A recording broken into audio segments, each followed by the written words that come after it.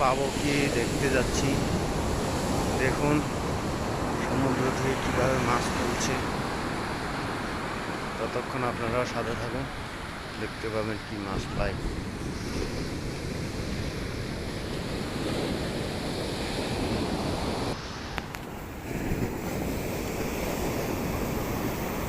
বেশি নেব না, একটু নেব মাছ। যেমন 50 টাকার মতো মাছ নেব। দেখবেন আপনারা 50 টাকার কতগুলো মাছ দেয়। সাথে থাকুন আপনারা।